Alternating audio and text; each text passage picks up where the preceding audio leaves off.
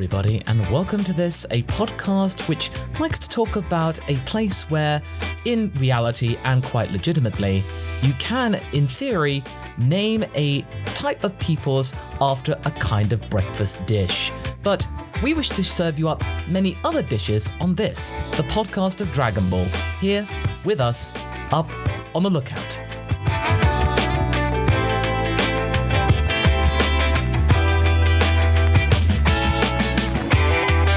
Now, for those of you new to this, Up on the Lookout is a podcast with a difference. Here, we like to just sit back and just discuss at whim Dragon Ball as it's meant to be, kind of imbibed, just between two people and yourselves out there. And we really welcome you for listening and joining us on the YouTube channel as well, because we have a brand new YouTube channel where you can actually get the podcast as well, not just in audio format anymore. So if you don't listen to podcasts regularly, but you do go on YouTube, you can check us out there. Search for Up on the Lookout and subscribe today. Supporting me as always is my co-associate and sidekick Haverock. Hello, I am the one and only.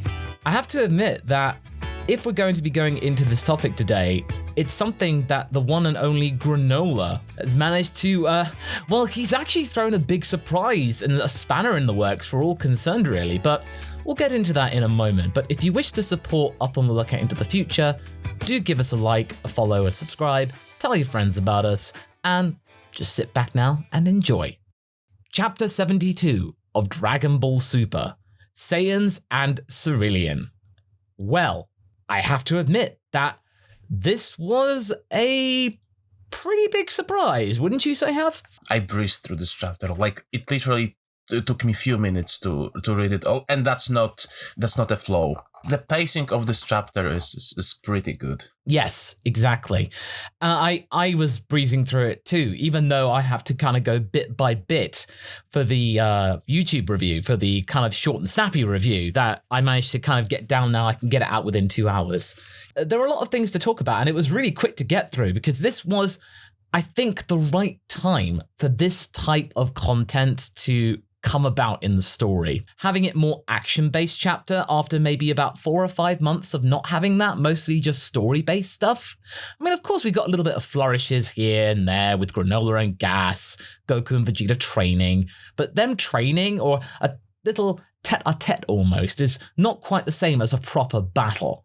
And this battle, it's not quite the same of what we were expecting, was it? The best thing about Granolah, and a lot of people admit that, is that you didn't had his, he wasn't a villain monologuing much, and he was like, okay, I'm gonna just snipe those fools, which I think it's perfect and really fitting and kinda refreshing, really. We've not really had any spoilers. The only leaks that we've had are ones that Toei and Shueisha have released on their terms on the official Dragon Ball website. And for those of you who aren't in the know, Dragon Ball now has an official website in 5 different languages, including English. So we've been getting a lot of the things and little clips and sketches on that website. And I think it's actually really good because nobody was expecting this. And I think the common thing, we'll get this out of the way first, and even Hav and I were talking about this, and we were genuinely thinking that this was going to happen, that Granolah was going to pull a Loki from the first Avengers movie and be just like, I will not be beaten down by Saiyans. Vegeta just wallops him in the ground, and it's just like, puny Granolah. After all the stuff that we've been talking about, that since Granolah getting that wish to become the strongest, Vegeta and Goku train, and then it's not relevant anymore, and you feel like, oh, we didn't get that. But one thing we must remind you all is that we haven't seen Goku and Vegeta go all out yet. We've not seen Vegeta fight, and we've not seen Goku use Mastered Ultra Instinct. He's only just been using Blue. And I think Blue now is pretty much where Granolah is right now. That Super Saiyan Blue Granolah fight, that's going to be pretty even. from what we can see. The entire community was thrown for a loop. I don't think anybody was expecting that. But if you were expecting that, do leave a comment or a rating on wherever you're listening to this and let us know what your thoughts were. On one hand, it's not like Granolah is embarrassing the characters. Like, of course, he like put Goku in peril, but due to type of fighting that he's not used to. But on the other hand, it's not like he is trivial as well. I mean, you can feel that these guys can defeat him.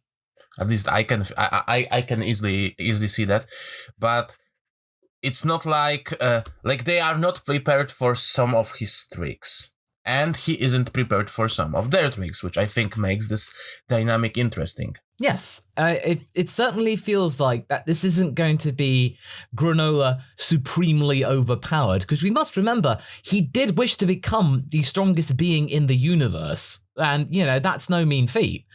And Goku and Vegeta have been training, so it's not going to be easy for them. I mean, we should have reflected on that, but it was going through the motions of Goku and Vegeta slowly ramping up the powers, because for a moment, I thought that Goku and Vegeta went straight to blue, but then I remember the coloration in the manga, and it's like, oh, okay. And Vegeta then says, oh, they were using Super Saiyan. And I'm like, oh, okay.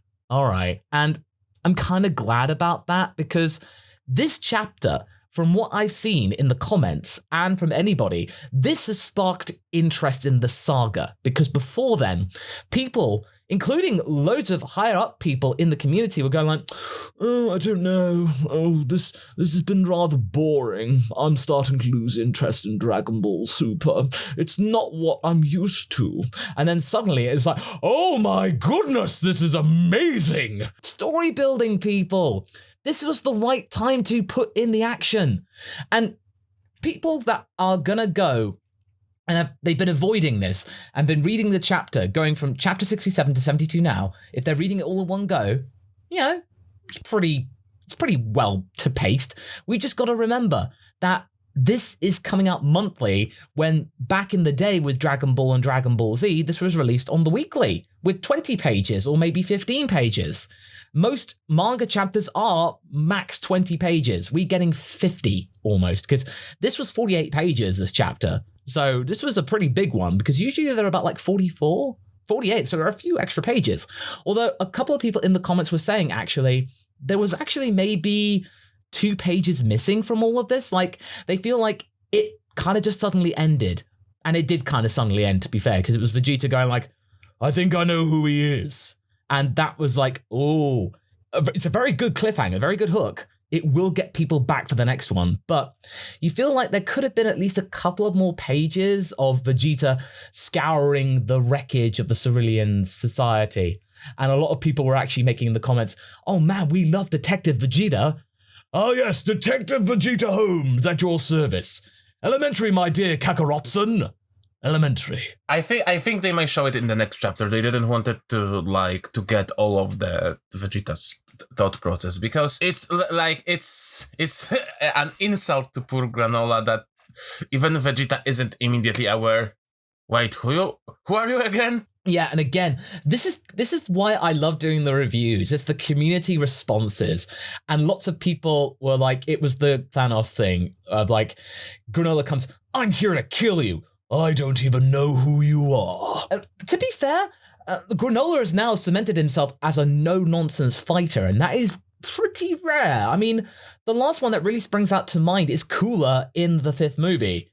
And then like, oh, a Saiyan, I-beam, boom, took out Goku. Like, that's the last time I've seen a no-nonsense fighter come in there immediately. Maybe Legic from GT. Maybe Legic. Yeah, even though Moro wasn't about fighting, he was play with your food type. And no, Granolah is like he's not here for fun.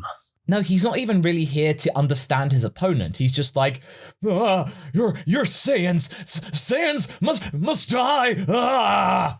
Going a bit nuts. I get it. I understand it. But a lot of people I've noticed are really still wanting to bash on him, saying he's unoriginal. It's like, oh, his eye thing. We'll talk more about that later. Oh, it's just like the Byakugan and all that stuff. Or Sharingan. It's copying Naruto. well, a lot of things copy each other these days. So it's still cool the way he describes it, but again... Yeah, one footnote, Naruto wasn't the one that invented eyes that work that way.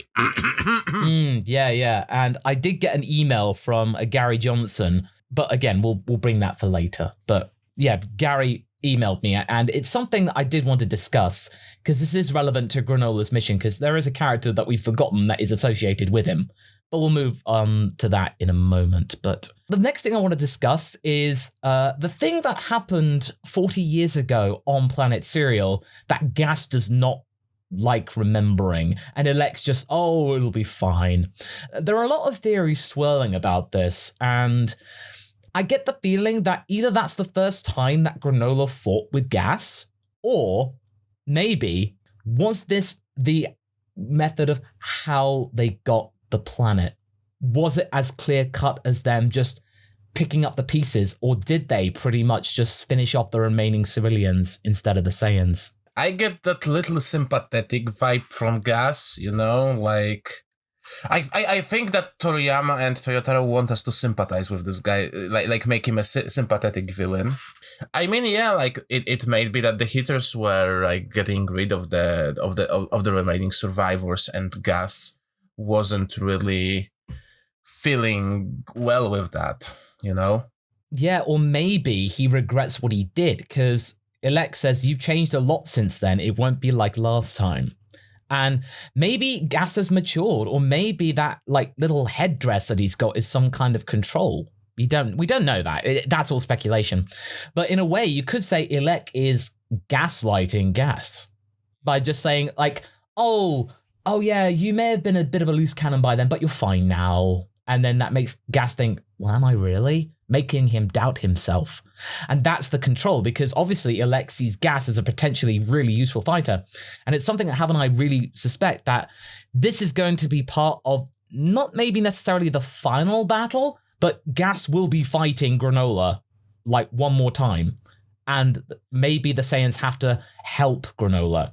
Yeah, I feel that Gas is a very vital part of the chapter. One of the things I'm considering, even like when you see all the other hitters, Gas is the one without the nose. Honestly, he has like Voldemort-like nose. Maybe he's not even a hitter. But I do notice he does have the similar color skin in the color promos for it. But maybe he was just like a hybrid of something. Maybe he's half Cerellian or something, Maybe.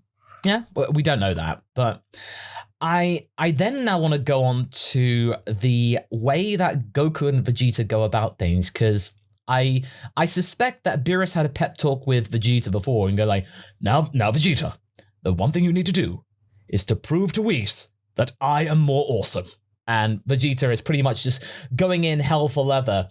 And there is a panel, I think it's on page 9, where you see the contrast in the fighting styles of Goku and Vegeta and how they're diversifying themselves. And I think this is amazing, because it's not the two of them. Because we said this before, way back at the Tournament of Power when Super was still airing, that Goku and Vegeta are starting to splinter. They're going off on their own thing, the Animus and the Anima. Like, Goku's doing Ultra Instinct, and Vegeta will find his own way with Blue Evolution. And now we found out going through the Hakai branch with Beerus. So their technique trees are very much going off in their own directions, which means that they diversify in their approach. And the way they handle the sniping Granolah moment, testimony to that. And it shows that Vegeta, in a way, has the better handle of it. I mean, Goku is learning, and he's learned pretty quick, but he's still susceptible to it. He lets his guard down, whereas Vegeta does not for a single moment. Like, as soon as it starts, Vegeta's like, no, trace it, and then goes straight in. Whereas Goku's like wanting to do his thing, because he starts off slow, figures things out, and then he's on top of it. Whereas Vegeta goes in straight away. But then that kind of work with Goku, that doesn't work with Granolah, because he lets his guard down. The moment he goes back out of Ultra Instinct in base, he then gets hit, and he falls down, he needs a beam. Yeah. Especially that, I feel that Goku is becoming over-reliant on Ultra Instinct. I think this is something that may bite him, that he thinks that Ultra Instinct can solve everything. Vegeta, you want him on your party. You want him on your team because he is not only really, really strong, he's actually very smart, and he's the one that has the he has the healing items. This chapter gives me hope that finally we'll get more Vegeta-centric chapter and not fake out like during Moro that, you know, making Goku fight a lot now gives more space for Vegeta, and that maybe finally it's going to be his chapter. Because think about it, think how precise Granolah is. Of course, Goku has Ultra Instinct, but from what we can understand on how he managed to hit him when he was dodging, he just waited till Goku will, because Goku cannot keep up Ultra Instinct all the time, and there are breaks in those dodges, you know, and he waited up for a break in this dodge and shot him. This is brilliant. Split second. Yeah, and there are some critiques from fans I've noticed that they're saying, oh, vital points. Yeah, oh, vital points in Dragon Ball. Oh, that's BS. I'm thinking, well, no. I mean, the kid Goku had bulletproof skin. Well, the thing was, though, Goku was on his guard a lot more often because he was in the middle of the woods as a lonely kid. He'd always need to be on his guard from animals, you know, trying to eat him. Goku let his guard down because he couldn't see his opponent, and he was like, well, he was talking to Vegeta and he was distracted. And, yeah, they weren't in a battle. And what Super has told us is that if you are not in battle and you're off guard, you will get hurt. I mean, anyone remembers how Hit got him? That's the similar vibe. If you are mad about vital points, you should be mad about Cell's nucleus, which was a vital point. It's just that, you know, Granolah is like, oh, instead of just hitting them really hard, I'm just gonna, like, use what I've got as a Cerellian to, you know, just take Goku out. You know what I just realized? That we may be given foreshadowing from Toriyama when those snipers were trying to kill Frieza in Broly movie. That Saiyans were aware that snipers can potentially kill Frieza, but Frieza saw them first. Oh. It was Toriyama maybe giving us hint, oh, I'm going to tell you about a story about a sniper someday. I have that sniper story in my head that I want to tell. Okay. Ooh. Oh, okay. Because, yeah, this chapter, this saga this is a cooperation between both Toyotaro and Toriyama. Moro was mainly Toyotaro. So now this is like Toriyama coming back in, not because he feels like, oh, my disciples disappointed me, I feel like I have to. No, he's like, no, I really want to. I really want to get involved. Like, Toriyama is buzzing right now because he's working on the movie. Now that we know, he is very involved in that one, probably even more so than the Broly movie. He's excited again. He's thrilled. He's actually enjoying this. This is definitely looking like it's going to be a Vegeta-centric chapter, especially with the Detective Vegeta stuff. Vegeta flying around the planet in the legacy of what his father had done, and obviously Bardock and all that loads of stuff, and all the elite Saiyans with their Ozaru forms, and he's now seeing it up close and personal because he probably never saw this action when he was a child. I mean, the only action that he did was on behalf of the Frieza Force. Now, he's actually going back and looking what the Saiyans did when they pretty much did everything. Like, I mean, granted, the Saiyans were still working for Frieza in a way, but the Saiyans were doing everything on their own accord. Like, Frieza didn't care. It's like, oh, just clean the planet for me. I don't care how you do it. Whereas, obviously, after that, then it was on behalf of how Frieza wanted it be done. So, Vegeta walking in the footsteps, literal footsteps of history. I like that. Yeah, we Saiyans aren't that great. Yeah, we kind of suck. Granolah does that a little bit too, which makes me feel like these two, Toyotaro and Toriyama, they are very much self-aware of the foibles of the Saiyans, because it's like, Super Saiyan God? That doesn't make sense. Why would you be a god for such, you know, fools and savages? And Goku's like, oh, yeah, huh. Just making Goku think for a moment. And a tribe of fools. That's pretty much the most scathing burn for a Saiyan of since Frieza went, oh, you're Vegeta, Prince of No One. The one thing I was that came to my mind when I saw Vegeta in that footstep was Vegeta standing there and being like, Monkey. It might actually be quite interesting if Vegeta talks about what it's like being Ozaru, because that's never been mentioned before. Like, if Vegeta's go like, I remember those times. I think that would go down well. Just, a couple of pages or panels just explaining what it's like to transform into one of those monkeys and stuff. I wouldn't be mad if this chapter incorporated good old, Dragon Ball GT, Golden Ozaru or something like that. Like if they literally return to monkey. Yeah, of course. And there is the old flashbacks before Super Saiyan was a thing of the golden monkey. The golden Ozaru from GT, it wasn't just something they pulled out of the hat suddenly. This was something that came from Z, although it was, pre-Super Saiyan, because the people that were making the anime didn't know the Super Saiyan was going to be a thing at the time. So, they just did what they thought might work for a flashback. But when we get to, Granolah introducing himself, he does the bare minimum just for them to know his name, know what he's about. I'm here to kill you, Saiyan. He doesn't even bother learning their names and stuff like that. And this is actually quite interesting. This is a bit of a weird one. Granolah just instantly teleports and instant transmission? No, it's even faster than that. Faster than instant? What? I think to get better context, we would need to know the original version, because I feel that there might be something off with the translation here. Yeah, I think that might be a little bit off. I mean, if anybody has access to the original chapter in Japanese, we'd very much like to know, what was going on with that. Is that accurate? Yeah, we're not quite sure. But we'll not take that seriously right now. We just think that that's maybe an odd translation. Yeah. Also, one important thing is Goku, like Granolah is to a point,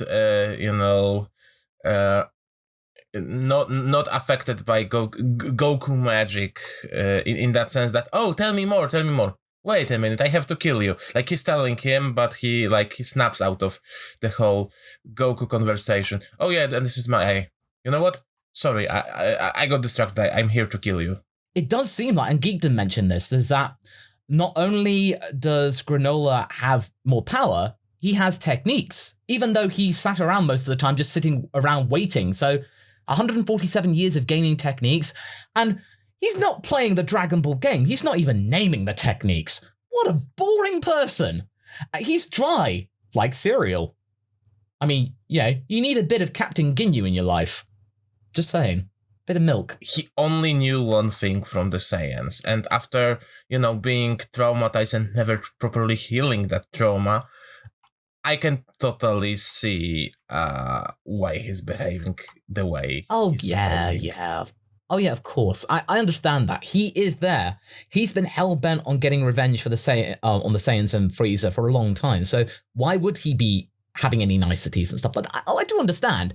And if he was going to be one-dimensional, now's the time. He's not been like that before. We have seen his tragic backstory. We are going to be seeing him descend into madness and desperation and all that stuff. And especially in the next chapter, because he might lose. And this might make him do a rash thing. So he might just go and lick his wounds and get another wish on Torombo. We don't know. But at the moment, he's in control. And he doesn't need to be anything else. He is no nonsense. And I think that's what people like. We need to talk about the goggles and his sights and stuff. And this is what Gary Johnson sent me via email. And he was saying, obviously, well, where's Oatmeal in all this? Because remember, it's Granolah and Oatmeal. And he was saying that I believe Oatmeal is Granola's eye. It's a stretch, that he says, but 3 reasons I believe this. 1, the most obvious, we still haven't seen him, and not a mention for 2 chapters now. 2, why is this called Granolah the Survivor and not Granolah and Oatmeal the Survivors? And 3, it would almost explain the almost split-like personality with his rage. He has the greatest eye in the universe, but blinded by vengeance.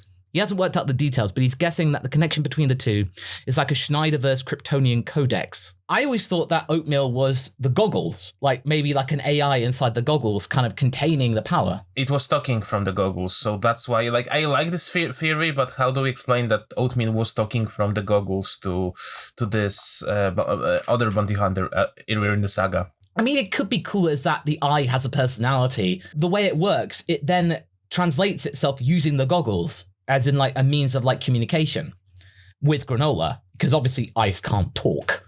So there's a way of like, communicating. Maybe ultimately set on a quest on of their own. Like maybe Granolah tasked Oatmeal with something.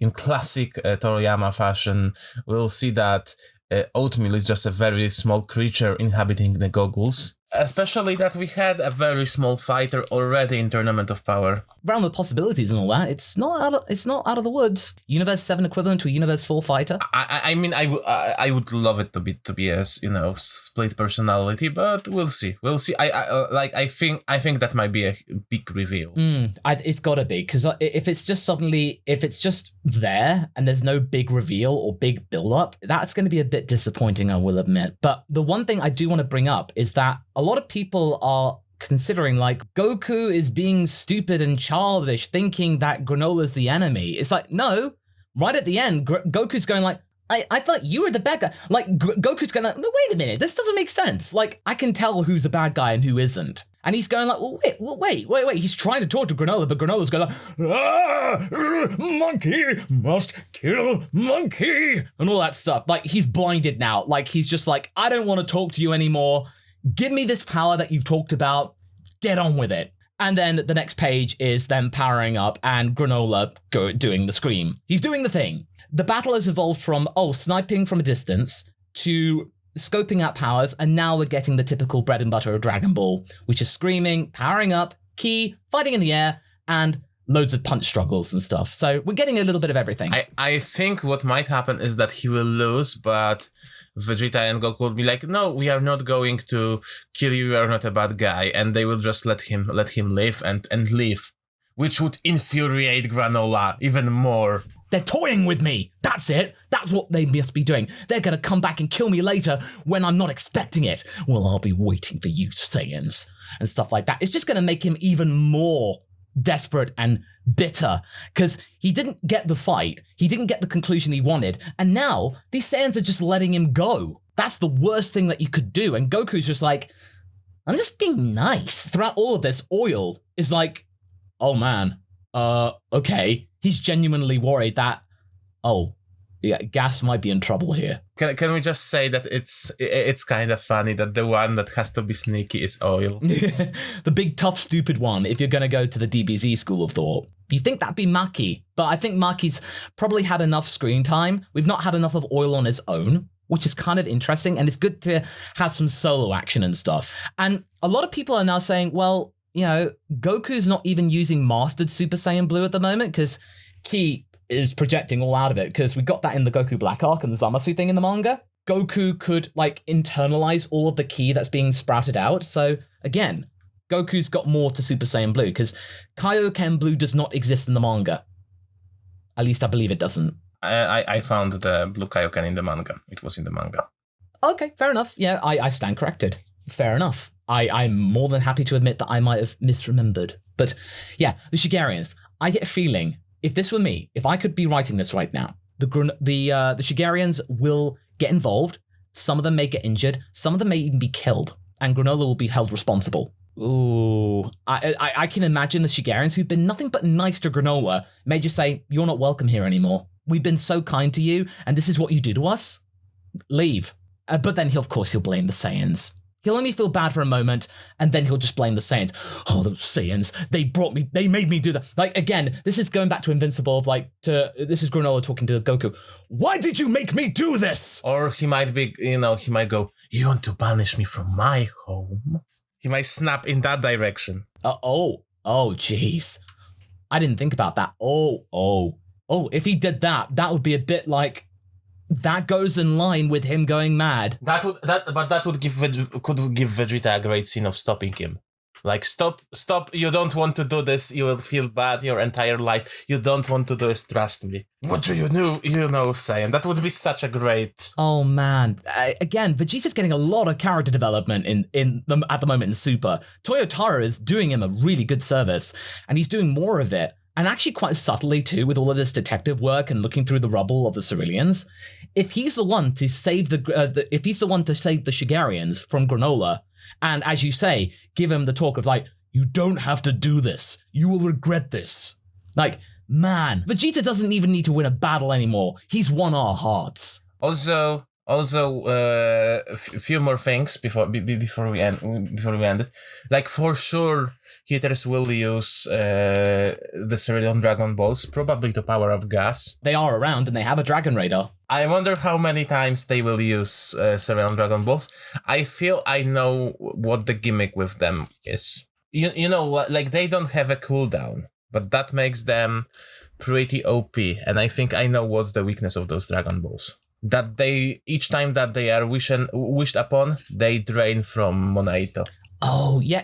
Now, I think we've talked about this in private conversations before as a sympathy play, because it's just going to be used more and more and more, spammed. Granolah will then use the balls to get even stronger, because he'll then lose to the Saiyans, because he'll feel like, I need to be stronger, drain Monaito, and then to the point where Monaito is like, please, Granolah, stop! You're killing me! And it's like, I don't care. And he does the wish anyway. And then Monaito dies. He's like, now no one can use the Dragon Balls against me. I will kill those Saiyans. Ah! Monkey must die! Yeah, or it can go in a different way. That Monaito's death might be the thing that, makes him snap out of this, this revenge ploy. It may go both ways, honestly. Well, either way, I'm excited to see this. There's a lot of things to unpack here. So all in all, I'd say chapter 72, good addition. This was the right time for some action, and I feel like we've all had a good time reading this chapter. And we haven't even seen Frieza in that chapter yet. Yeah, exactly. Frieza's not even arrived yet, or not even go like, oh, what's going on over there? Monkeys, explain. Berry Blue, show them what they've won. And I feel like this is the turning point chapter in the entire saga that's now got people back interested in the manga again. Because the last few chapters, it's not really been on the radar for a lot of people, but now people are actually getting back into it. And I think it's just going to get higher from there, especially since now the movie is in people's consciousnesses again. Well, that pretty much wraps up the detailed review and in-depth review of Chapter 72. I hope you've enjoyed it, and thank you very much for joining me, Hav. Thank you, it's always a pleasure. And if you're listening to this on YouTube, be sure to subscribe and check out more, as well as our previous entries. And thank you very much for listening on your podcasting platform of choice, and we hope to see you again very soon. Do take care, everybody, and once again, it's been myself, Master X, and have a rock. And all that remains to be said is just take care. Ta-ra! Bye-bye!